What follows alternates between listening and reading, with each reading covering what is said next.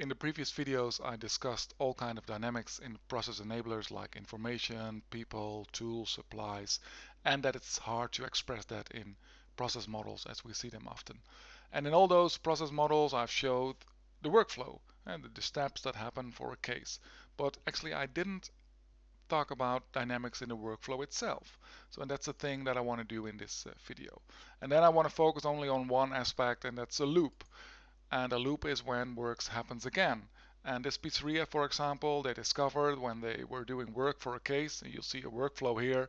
I like to call it a case flow because the case is flowing along the work. But they discovered that sometimes they get a call that the pizza is too cold. And that's what they don't like. They want to have hot pizzas. And so they thought about how can we fix this. And what they did is that after the pizza is baked, they added an extra step. They check the temperature. And from that check, there can be two conclusions. It's okay, it's warm enough, and we can deliver it. Or, yeah, indeed, it's too cold, and then we have to reheat it. So they bought a steam oven that keeps the taste and it keeps the pizza crispy, so it's possible to reheat it. And then they were discussing, shall we take the risk to immediately deliver it after reheating, or should we check the temperature again? And that's what they decided. So what they finally created is what we call in process country a loop. There is a loop in the process. We do something again. And when a case is coming in, it makes a loop possibly. So this one, it's too cold, so it's reheated and then comes back to check temperature again. And then in this case, it's warm enough. So yeah, that's what a loop is in a process. And yeah, this is how you could draw it in a very simple format, of course. And yeah, sometimes it really goes wrong, then a loop can be made more than once. So this one is too cold, it's reheated and checked again, and something went wrong while reheating, so it's still too cold, so it needs to make the loop again, and then finally it's warm enough.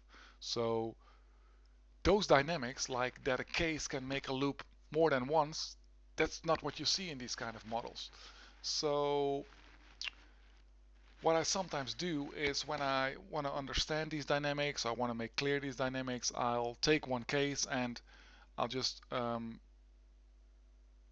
model the workflow in chronological order for that case. So when we'll take case one that only made one loop, it actually looks like this. After checking the temperature, it was too cold, it was reheated, and then the temperature was checked again, then it was warm enough, and finally delivered. So for that one case, in chronological order, it looks like this. For the second case that made two loops, um, it's a little longer. It was too cold, reheated, and then it was still too cold, so reheating again, and then finally it was delivered. So for each case, and when you write it down chronologically, it can be a longer workflow than you would think from the loop picture. And yeah, when you take a look at all the cases and you understand how many times a case can loop, it can even look like something like this.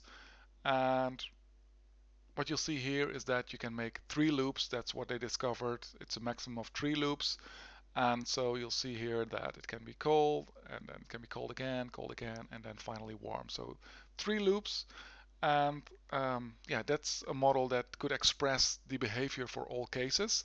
And so when cases come in, and actually I call this the first round, then yeah, of course it can be warm, which is hopefully happening a lot, so then it can be delivered. But for some cases, it's cold, and then they are reheated and checked again, and hopefully they are warm. But for some, still not warm, still cold, reheated and checked again, warm, and this one already made 2 loops, and then we'll see there are still cases that are cold after that, and then they are reheated, checked again, and then finally they are warm. So a maximum of 3 loops. And yeah, this is what in chronological order could happen with cases. And this is not what you often see when you draw a loop. And there are some process mining tools, I will come to process mining tools later on in this series, that are able to unfold loops like this. Yeah, and it gives you a better in my opinion, understanding of the behavior of a process. And then, of course, you still have to think about, is this bad? And of course, yeah, you have then you have to think about, okay, how much time does it cost to do all these extra steps? And now, for example, what you'll see here is that reheating costs 120 seconds, 2 minutes, and then checking the temperature 15 seconds. So when all the three loops happen, then you add an extra time of 6 minutes and 45 seconds. And then you could discuss, is that bad? Yeah, maybe when you promise to deliver within 30 minutes, this could be, yeah, too long. But it's also depending on how often it happens, of course. So, and then you have to think about all these paths. How often do they happen? So when you take a look, and one thing I forgot is that the extra time could be longer because there are some waiting times between heating, reheating, and checking the temperature. So that's another thing to take into consideration. So the total throughput time can become longer than those 6 minutes and 45 seconds. So yeah, it's better, of course, to prevent it. And yeah, but that's, yeah, a thing we have to see if it's really that's bad, and that's about like, how often does this happen. And then you can take a look at all these possible paths. As you can see, these are the possible paths through the workflow. And then you can try to figure out how often these paths are followed. For example, process mining tools can help you with that.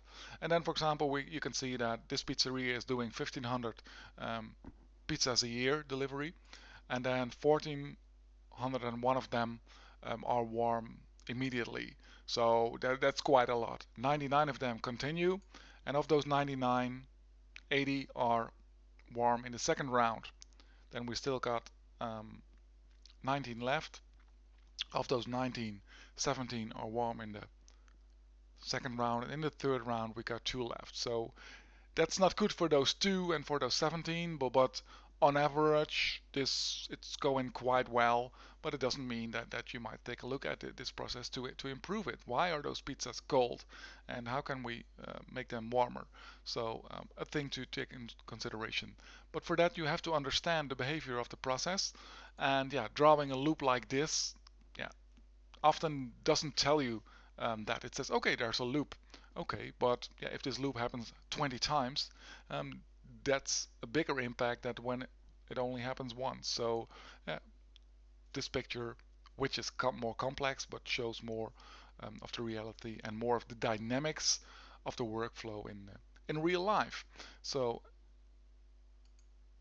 that was about the workflow and how process models, as we see them often, might not express dynamics like a loop that well.